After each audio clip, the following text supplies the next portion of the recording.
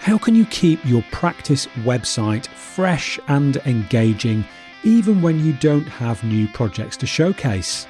I'm joined by Rachel Extance, who will share how you can stay front of mind with people even between projects by using your website like a magazine.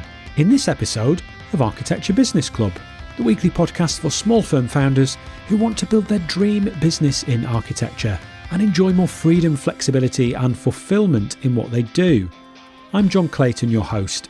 Having spent over 20 years working in architecture, I know how hard it can be to explain your services so people truly understand and value what you do.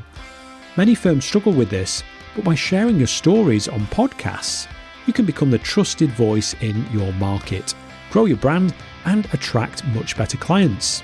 We can help you with everything from podcast strategy and launch, production and management, podcast hosting and guesting through to promoting and growing your show. If you'd like to discover how podcasting could benefit your business, click the link in the show notes to book a no-obligation chat about working with me. Or if you're interested in being a guest on this show, email John, that's Jon, at architecturebusinessclub.com. Now, let's meet Rachel.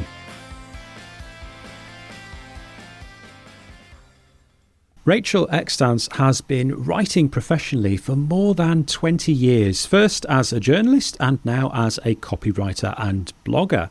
She's always been interested in government, social justice, international development and sustainability, so specialises in these areas. Her work is story-led, focused on people and how our work interrelates to make an impact.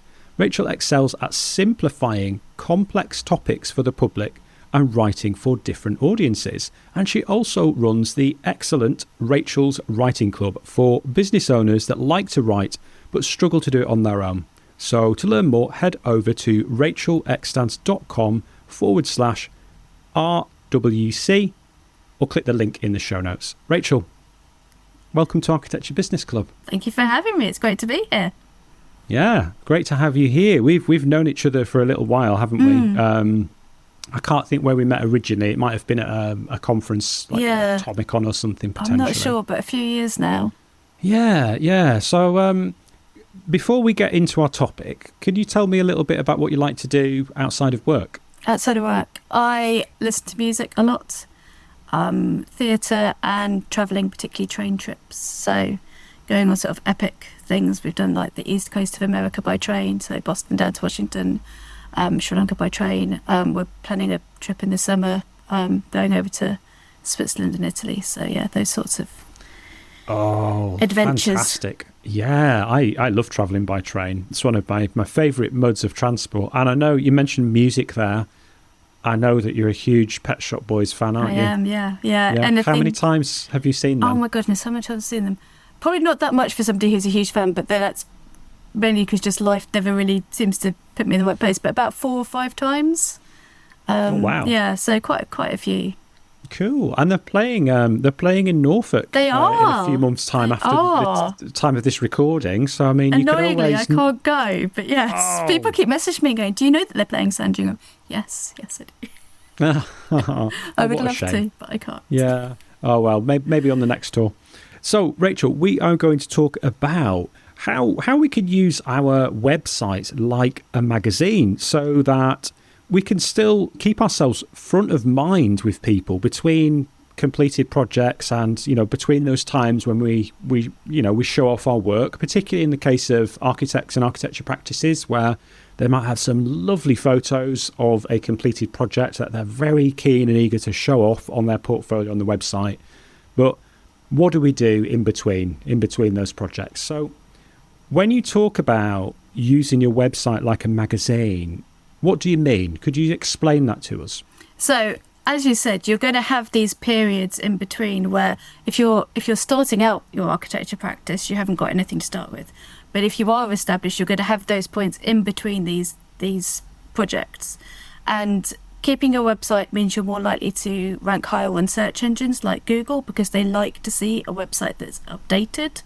So you want to be having things that you can share, and you also want to be showing prospective customers that you are, alive, well, happy to have business, that sort of thing.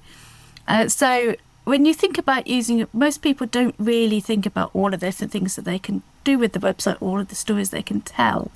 So if you think about your website as a magazine, magazines have all kinds of stories in them. So, you will have your gorgeous double page spread, which goes in depth, which is the kind of thing that you probably think about when you do your nice pictures. But then they've also got all these other stories around them about what people are doing, what's coming up next, how people made something happen, behind the scenes content. So it's having a think about what are the other elements that you could be bringing in to help people understand who you are, what you do, why you do it, how you do it, how they can work with you, whether you're the right kind of person for them, and to give people inspiration. So often with work, particularly for people like architects, somebody comes to you, they've never worked with an architect before, they've got no idea what an architect, they have a vague idea of what an architect does, but they don't know what's involved in that. They don't know how to have the conversation with you. They don't know what questions to ask.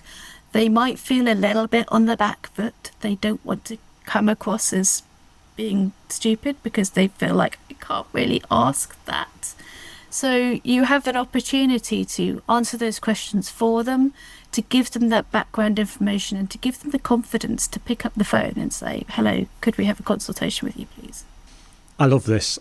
So there's a couple of things there for me to pick up on. One of the things that you mentioned was about your prospective clients recognizing that you're there, that you're still active, that you're still alive. And there is a sort of feeling of reassurance when you go on a business's website and you see, oh, they posted a blog post last week. Oh, they're active. When you go on a website and you discover that there's like pages on there that haven't been updated, or there is a blog section, but like there's 2 blog posts and they're both 5 years old. That can feel a little bit unnerving, can't it? If you kind of go on there and they're like, oh, what's going on here? Why isn't there any up-to-date content?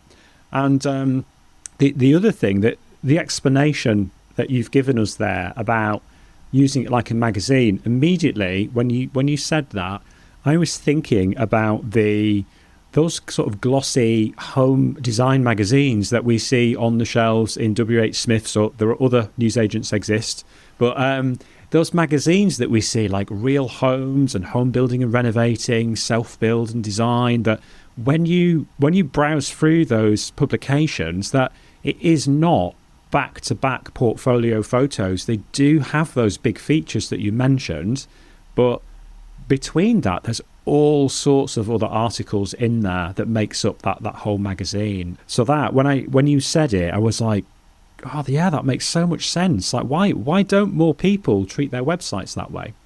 So I suppose the question that if you're listening to this, you might have in your mind is, well, Rachel, John, this sounds amazing, but like, what the heck am I going to post? Like, what sort of ideas could I post between my portfolio projects? The good news is that Rachel has got some brilliant ideas to share today, and we're going to walk through all of those. You've got 6 blog ideas in particular for things that we can share on our website when we don't have a new project to show off. Could you just quickly list those ideas out for us, Rachel, before we dig into each one of those one at a time? Yes, of course. So the first one are case studies, which is the one you're probably most familiar with. Then there's unpacking a key concept, origin stories, and everyone has more than one origin story. It's not just simply how you started your business. Sales page supporter, news stories. Everybody, when they think about a blog, they go, oh, I can't have a blog because I don't have any news stories. So news story is one of them, but as you can tell, it's one of only 6. And then an event or an experience write-up. So talking about something that you've been to or taken part in. Thanks, Rachel. That's brilliant. There's 6 really good ideas there. So we're going to dig into each one of those now. We're going to help people out to understand a little bit more how they can use each of these ideas. So let's start with case studies. So what is the benefit of having a case study on your website versus just posting the portfolio photos? How does it differ? What's the benefit of having it as a case study? So portfolio photos are gorgeous, obviously. We all love a portfolio photo. We all look at them and go, ooh, look at that. But a case study goes beyond this. It takes you more in depth. It sets the scene. What was the problem that your client came to you with? What was the brief that they had? And how did you solve it? How did you create that dream house? Or how did you get around the fact that maybe it was in an awkward area, or maybe there were planning restrictions, or perhaps it was a type of house that they'd seen something somewhere else and they were saying, we want to create this. And you're looking at it going, okay, but you don't live in that huge 6-bedroom amazing thing with a whole load of land around you. You live in a small terrace, and how are we going to give you what you want within those restrictions? So the benefit of doing this is that people with similar issues can see that you have solved this problem before. You are familiar with that kind of house, or you are familiar with that kind of issue. So it makes your portfolio much more relatable, and you're building trust and connection. And you might be thinking, oh gosh, I need a whizzy website with all kinds of things, these moving galleries and all of that. You really don't. You can, if you're just starting out, your website, you can embed images through the text. So if you use any of the main website builders, whether it's WordPress or Wix or Squarespace, write your text and then press the image embed and put a picture in, and then write some more text, image embed, put a picture in. And actually that's very accessible for people, because you can use alt text with that. If you're not familiar with that, then that is describing what those images tell you people. So for anybody using a screen reader, they need that, and you can caption them as well. And you could also put video in as well. So you could do a video walk around, or you could do a piece to camera telling people about it. Not everybody is a reader. So for people that process information orally, who much prefer to watch something or listen to something, having that ability to embed a video, you can host it on YouTube. So again, that gives you another avenue into your business, is that you can be putting things on YouTube so people can find you that way as well. So you're widening the number of ways in which people can find you, and you're also giving people a much better understanding of how you work, the problems you solve, and showing them that you are a safe pair of hands. I love this. So we're giving people a much deeper understanding of how we help people. We're giving them much more detail, real life stories behind those glossy finished photos. But in doing this, you also there mentioned about the different varieties of media that we can use. And it can be that there are some images, there's written word. It could be that there's videos. It could be that if you're a practice that has a podcast, yes, that you can embed a podcast player. That if you're telling the story of a project, if you're talking about it on a podcast, you can even embed that on that article on your website. So in terms of accessibility and meeting people where they're at, that depending on how they're able or wish to consume that content, we can give them all those different options to be able to consume that content and learn more about what we do. So I love that. I think that's a great idea. What about, you mentioned the second idea was unpacking a key concept. Could you explain that a little bit more for us? Could you share perhaps an example of this for architects in particular? Yeah, certainly. So the way we use the internet is changing. We've got AI now, and so it used to be that your old way of doing an internet search would be, how do you do this? And you would get all of these articles about what does a passive house mean, and these sorts of things. And what you're looking to do now is create those things which Google and the other search engines cannot instantly produce for you. So this is where it's your opportunity to share your thinking, to share your experience, your knowledge, your project, so you can bring in how you have used these things and talk about concepts in a relatable way to how you work, because nobody else has your experience, nobody else runs your business, nobody else designs like you do or works in the area that you do. So this is your opportunity to unpack something, and somebody's thinking about, why do you specialise in introducing environmentally friendly measures into your builds?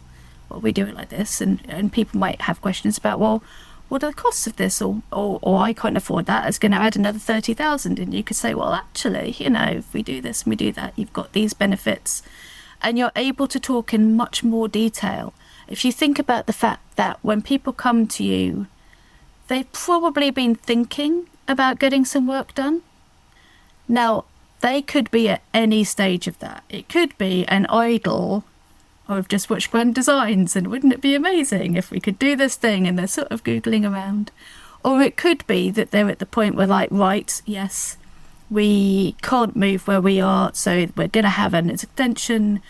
What does that involve? How do we do that? Who could do that for us?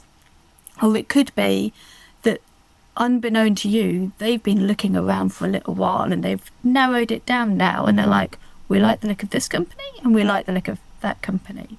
And it's your opportunity to sort of go into those things that you can go into more detail about, where they can say, yeah, these people look like the ones that we want to ring up. Because people, yes, they're going to get their 3 quotes, but they're not going to ring round 10, 15 different companies. They're going to narrow it down before they pick up the phone.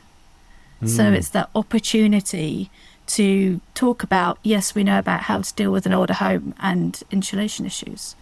Or yes, we know what to do with a thatched property, or we know what to do with listed buildings, particularly in this area, because obviously things differ from council to council. So that opportunity to talk about your local area and the fact that you understand those situations is a real selling point for you. It also gives you something to share in that kind of Blue Peter way of, here's one I prepared earlier. Hi, could you tell me more about that thing you said? Oh, well, actually, I've got a blog article about that. I'll email it to you. I love that. So it's, rather than us just saying on our homepage, in the example of, say, Passive House, we are Passive House designers. That could be it. That could be all that's on the website.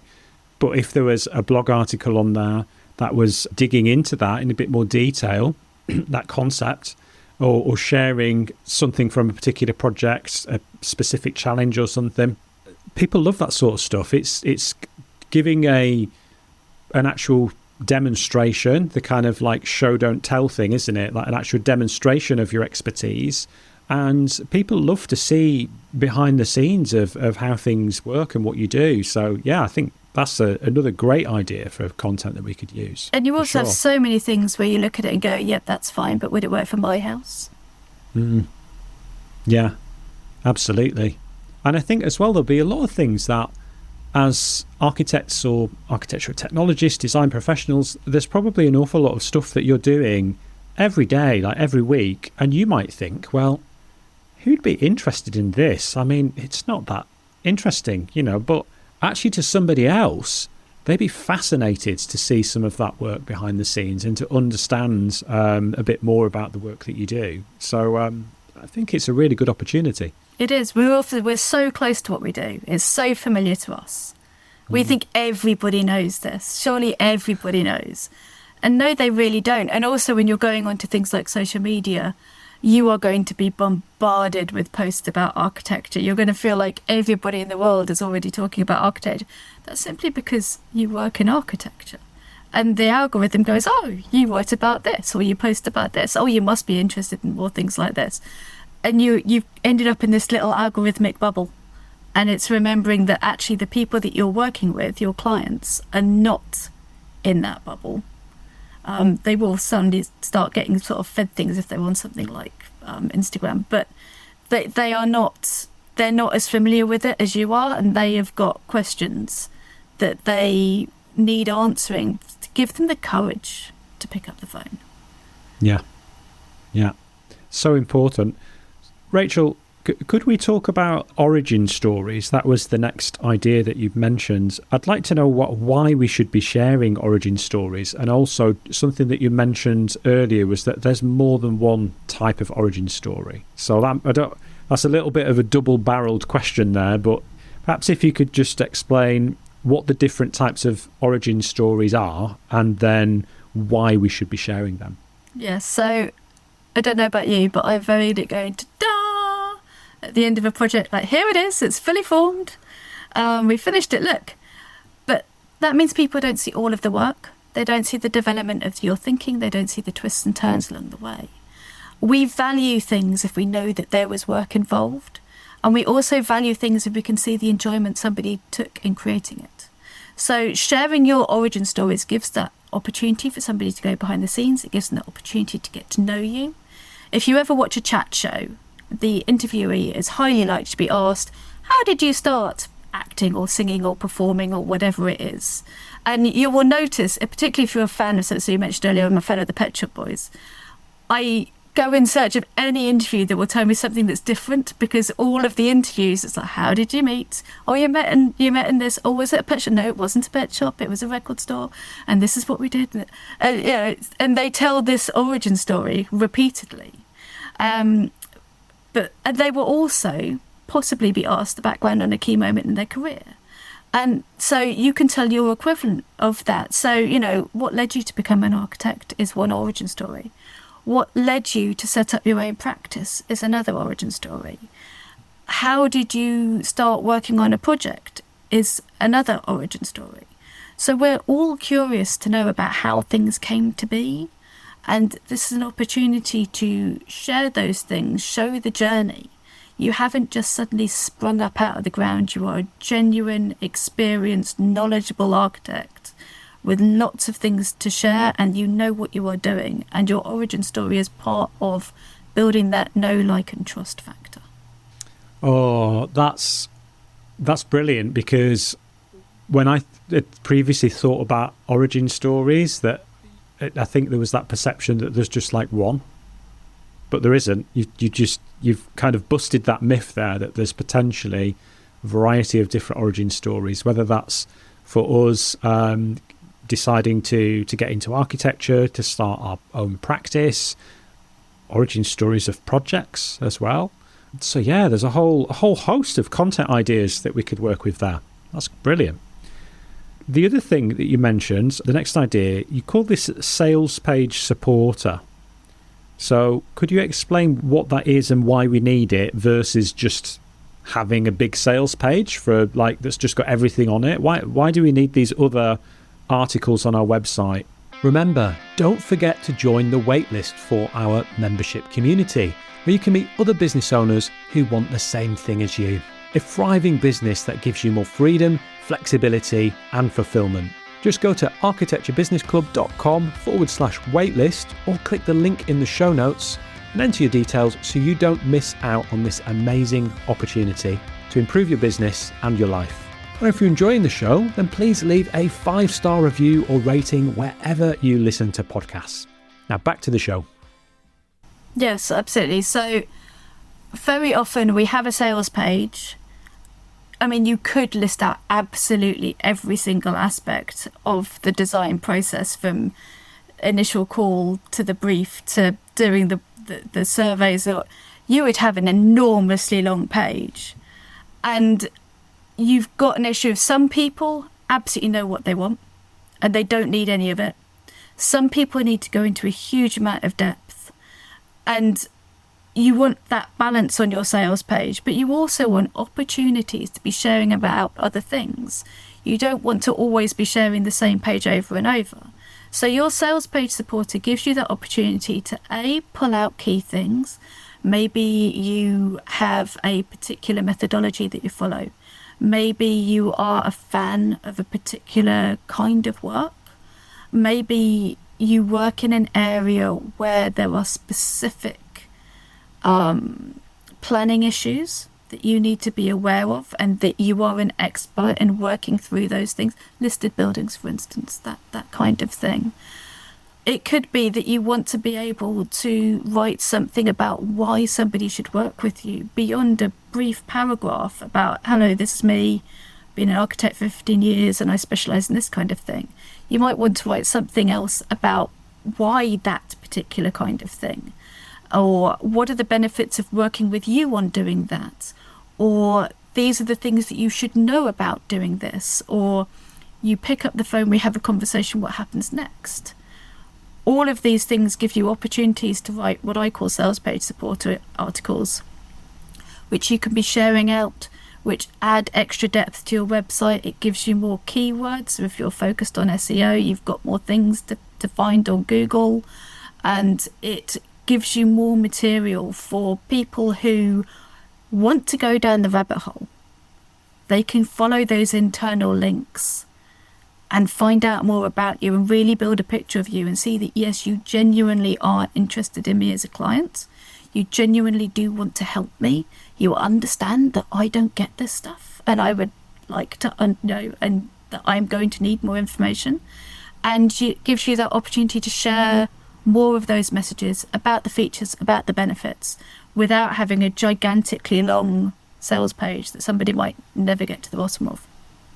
Okay, so let's just say we have a architectural services package, which is the key thing that we sell. I know a lot of practices sell all sorts of different things, but if they have a certain type of client that they normally work with, and maybe let's use the example of practice that does works with residential projects, so domestic clients doing home extensions, that sort of thing, might have a fairly set package that you try to sell to most of those particular clients. So what we're saying here is that there's a lot of information that they need to know about working with an architect or designer, rather than putting absolutely everything into what could potentially, if we were very thorough with this could be pages and pages of information that goes on that sales page. To actually say, well, actually, you know what we need is this: the sales page needs to fulfill that function of what is the action we want them to take from reading this. We want them to maybe book a call with us or book an appointment. And as you mentioned, some people will be quite ready to do that, to take that step. Somebody else won't. So rather than giving everybody this mammoth page to wade through, we're giving people options. And I think if you were to think about all of the common questions that you are asked, if you're a practicing architect, and there's going to be common questions that you're getting asked all the time when you're talking to prospective clients, and common objections that you get when it comes to presenting your proposal, and that this idea of having these sales page supporters, it allows you to take one of those things and you can go quite deep on it, in that you could have a whole blog article that's just about why we charge what we charge, or what happens during the planning application stage, or why we specialize in passive house design, why we don't just do general stuff, why it's so important to us to use sustainable materials on our projects. And that, I mean, if somebody sat down and wrote down all of those common questions, like literally that could be their content for a year or more. Yes, their website. You don't need very many ideas, because you don't need to be producing a blog post every week. Even if you just did 12 a year, it would keep your website ticking over, and you would gradually build up a bank of them. And that gives you material that you could be using on something like Pinterest, where you can create your different pins with a different image of one of your projects and a nice heading about why we do passive house, or whatever it is. And that gives you another way into your website, another way of getting yourself in front of people, with a nicely designed pin that directs people back to your website. Absolutely, yeah. That using Pinterest came up actually on a recent conversation with Heidi Sutri, and we also did a episode a little while back with Faye Strange, specifically on using Pinterest. So if you're interested in learning how to use Pinterest as well to tie into what Rachel's been talking about today, then please go and check out those episodes too. The next idea was about news stories. And I know that there'll be people listening to this thinking, well, what news have I got to talk about? So what news would you say is newsworthy enough for us to share on our website? So we tend to think that news has to be something amazing. And that also puts people off blogging. I don't have enough news to sustain a blog. So the obvious one people think about is awards, which is great. If you've won an award, fantastic. It could be you've got a new person joining your team, so you could do a little profile of them. 10 questions or whatever it is. It doesn't need to be terribly in-depth or scary. It can just be a nice piece about a member of your team. And you could, this isn't a news story, but you could decide that one of the things you want to do on your blog is profile a different member of the team. Every 2-3 months you could choose a different person. And again, that's another thing you can throw into the mix. But it could be that you want to help people with things like changes in planning law. Is there something locally that's shifted, or something nationally that people need to be aware of, and what that means for your clients? It could be that your business is really involved in the local community, so you want to talk about a charity that you support, or maybe you've been asked to speak at an event, and those can be news stories as well. It's opportunities for people to get to know you, people to hear you. Maybe you have been invited onto a podcast. They have a news story about your podcast appearance. Where can people listen to you talking about this? That's another batch of great ideas. I think another one, Rachel, is we talked earlier about case studies. I think actually as well that there's an opportunity to have some news articles about projects that then can backlink and interlink with the case studies. It could be that you have a case study that you are developing over time on your website about a particular project you're working on. Maybe it's a big project, but then you might hit a key milestone. Let's say you secure planning permission for it. That could be a separate news article to say, we're really excited about this. We've just got planning for this. These are some of the challenges that we had. And then that can then get linked back to that case study as well. So yeah, it's another batch of brilliant ideas there for us to be using on our websites. Looking at those opportunities for interlinking in your website, those chances where you can say, we've written about Passive House, this is a project about Passive House, this is the background, this is something that you might need to know about it planning wise, or are you considering this X things to think about when you are planning this project? So all of these things can link together, and that makes a really rich, lovely website for search engines to crawl around and get their hands on and go, oh yeah, this is definitely an interesting place to be. And if you're thinking about, nowadays with AI you get your little summary at the top. Well, actually your AI search engines like Claude or ChatGPT or Perplexity, you put in, where can I find architects in, or architect who would, I don't know, install a ground source heat pump, or whatever it is, what you're thinking of, and it will come up with a list. If you've got those things on your website, it's going to find you and recommend you. And aside from the SEO benefits with search engines, we're really doing our customers a favour as well, because if we've got this really rich website that's got all of these articles on there, and they're reading one article and it's like, oh, there's a little link in the text there that I can learn a little bit more about. Well, ground source heat pumps. I can click that link and I can read this other article, and it ends up being something where people can kind of end up binging through a lot of this content if they want to, if they're the sort of person that wants to understand and know an awful lot about what you do and about the type of project that they're thinking of doing. As you said before, there are still going to be some people that just, nope, I'm ready to hire somebody, I'm just going to book a call, and that's fine. But we're trying to create a website that's useful for everybody, so if there's people that do want to do a bit more research and learn about what we do, we've got that there for them too. Rachel, the other idea that you mentioned, the last of the ideas, was about events.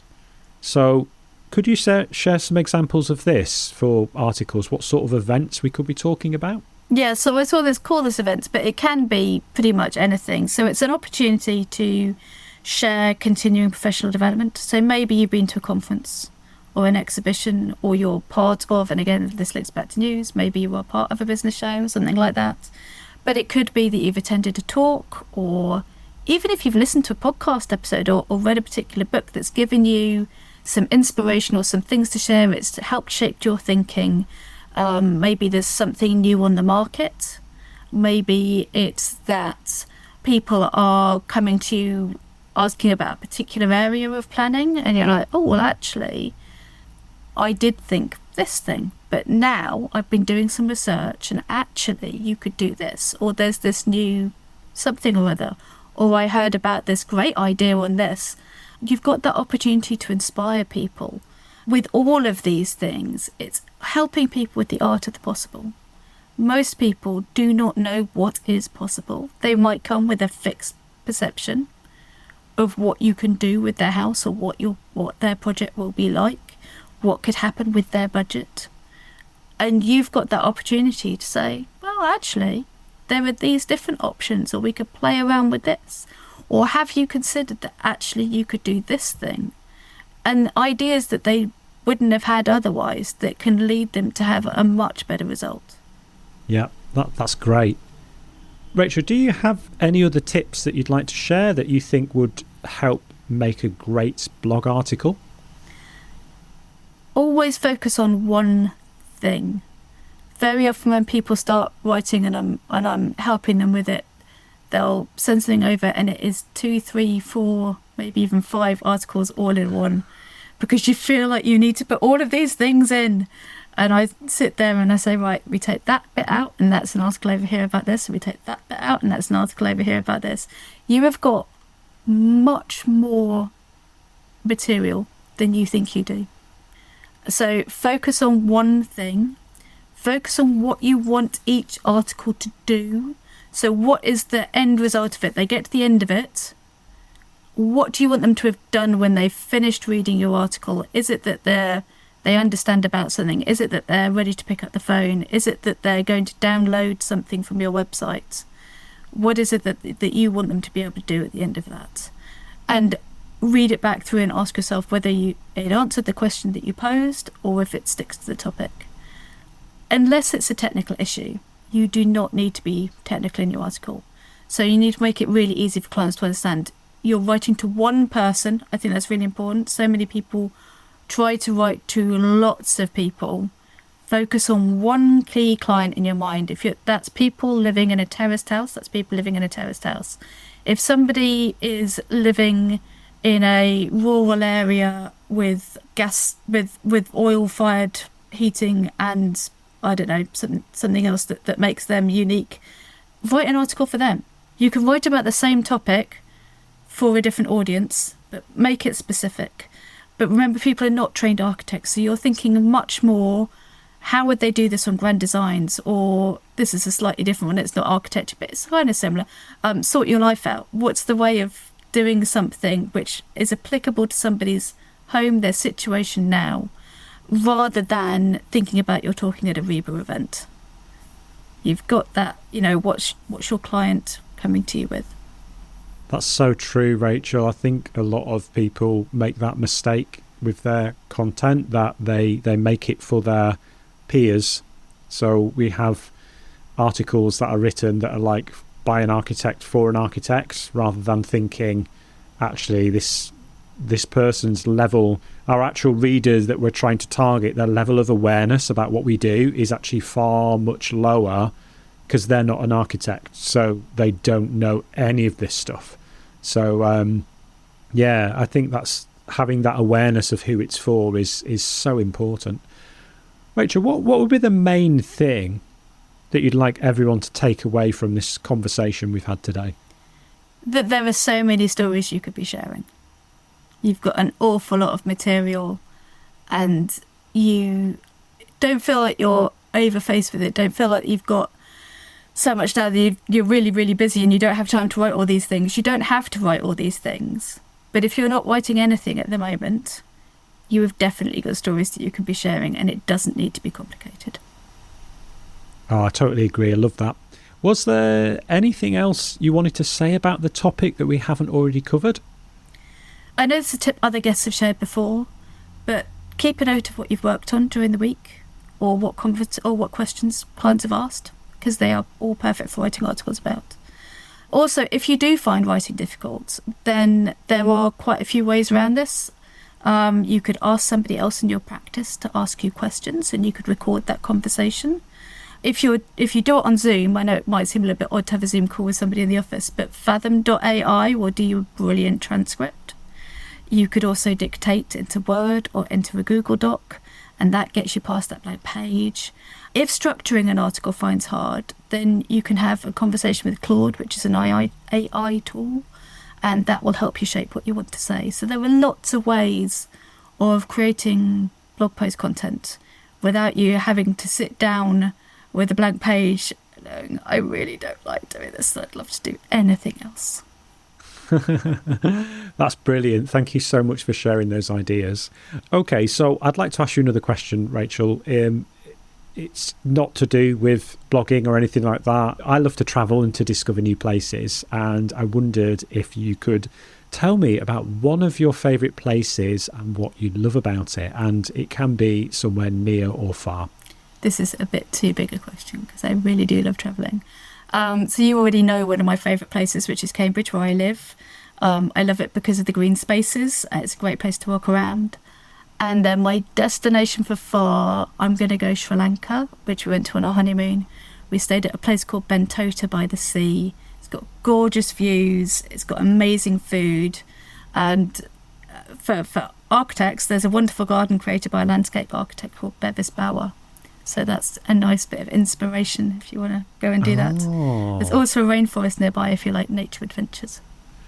Oh, that sounds so cool. I've never been to Sri Lanka, but it was a favourite destination of a past guest on the show, Derek Timms. We did an episode about outsourcing for architects, and he works with a team that are based out in Sri Lanka. So he goes out there quite regularly. And he had some great things to say about the place. So I've added it to my growing bucket list of places that I would love to one day visit, but realistically will not get the chance to to visit Architecture Business Club on tour. Oh, that'd be good, wouldn't it? Yeah. Let's organise that for a future year. Stories from around the world. Yeah, that sounds good. Rachel, thank you so much for joining us today, sharing your expertise on the show. We're really grateful for that. Could you please just remind everyone the best place to connect with you online? Where would that be? I am on LinkedIn. Rachel Extance will find me on LinkedIn, and then my website, rachelextance.com. Okay, perfect. And can you just very briefly remind us about your writing club? Yes, so I run Rachel's Writing Club. It's for business owners who want to like writing, but find it's always that thing that just keeps slipping down the task list. We meet on Monday lunchtimes, 12 till 1, and on Zoom. And I give you a prompt, so it's designed for pretty much any business to come and do it, because whatever you write will be unique to you. But I give you a prompt for something to write about. We have a bit of a chat, probably go into breakout rooms, have a bit of a chat about it, come back, share our ideas, and then you will write for about half an hour. So it might be that what you get down is an ideas list, it might be that you write a newsletter or a fully formed blog post.